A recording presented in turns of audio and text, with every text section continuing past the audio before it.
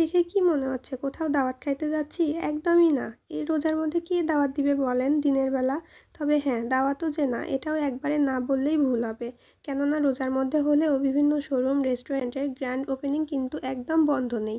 তাই বগুড়া জলেশ্বরীতলা ওয়াফেল গার্ডেনের গ্র্যান্ড ওপেনিংয়ে সবার সাথে সাথে আমিও চলে যাচ্ছি আর ভাবতেছি যতবারই যাই এই রাস্তা দিয়ে হাতি দেখতে পাই, তবে দুঃখের কপাল আজ হাতির সাথে সাক্ষাৎ হলো না। এটা ভাবতে ভাবতে ইয়াকুবিয়া মোড়ের কাছাকাছি চলে আসলেও এই রাস্তায় জ্যাম আর কমলো না। আর এখন তো বাবা ঈদের মধ্যে, এখন আর জ্যামের কথা না বললেই চলে। ভিড়ের মধ্যে দিয়ে জ্যাম পার করে রেখে সোজা জলেশ্বরীতলার দিকে যাচ্ছি আর যাচ্ছি, রাস্তা কেন যেন আর শেষই হতে চাচ্ছিল না। ইফতারের কিছুক্ষণ আগের মুহূর্তে বের হয়ে রিক্সা নিয়েই রওনা দিছিলাম জলেশ্বরীতলার উদ্দেশ্যে।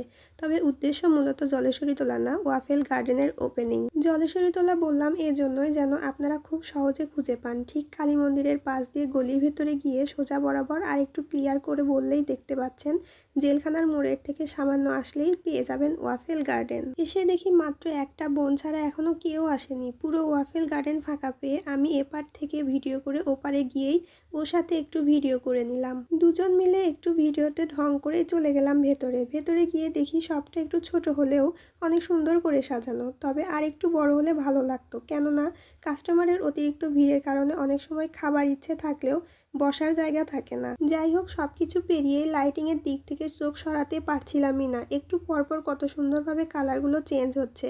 লাইটিংয়ের প্রতি ভালোবাসার মায়া শেষ করে পুরো শপের আর একবার ভিডিও করে নিতেই উদ্বোধনের জন্য সবাইকে রেডি হতে বলল।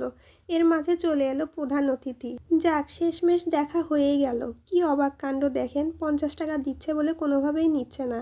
তার নাকি 100 টাকার খাবার ছাড়া চলেই না। বিশাল ব্যাপার। তবে যাই হোক, প্রধান অতিথি বিদায় নিলেই শুরু করে দিলাম উদ্বোধনের জন্য ফিতা কাটা। সবাই সুন্দরভাবে দাঁড়িয়ে আছি ফিতা কাটার জন্য। তবে এর মাঝে খেয়াল করলাম আমাদের অনেকেরই ড্রেসের কালার কিভাবে ম্যাচিং ছিল তা নিজেরাই বুঝতে পারিনি। কথায় আছে না, মনের টান থাকলে নাকি সব কিছুই মিলে যায়। ওপেনিং শেষ করে আমি ভেতরে এসে একটু ঢং করে দাঁড়াতেই সবাইকে বলল ইফতার করতে সবাই যাবে বগুড়ার প্রাণপ্রিয় কলেজ আজিজুল হক ক্যাম্পাসে। সবার সাথে সাথে আমিও যাচ্ছিলাম কলেজ প্রাঙ্গণে। এসে সবাই মিলে শহীদ মিনারের সামনে গোল হয়ে বসলেও দেখেন সবাই কত ফোন নিয়ে ব্যস্ত।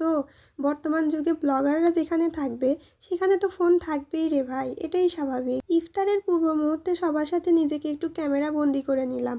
সবাই সবার ফোন নিয়ে এতটাই ব্যস্ত যে থাক আর নাই বলি। তবে নাহিদ ভাইয়ের ভিডিও করাটা কিন্তু জোশ ছিল। আর শামিমার কথা না বললেই না, দেখেন ভিডিও করতেছি বুঝতে পেরেই কি শুরু করে দিচ্ছিল বেচারা। আজকের ভিডিও এই পর্যন্তই। তবে ভিডিও শেষ করার আগে খাবারের মধ্যেও যে এদের ঝগড়া চলে সেটা না দেখলে বিশ্বাসই করতে পারছিলাম না।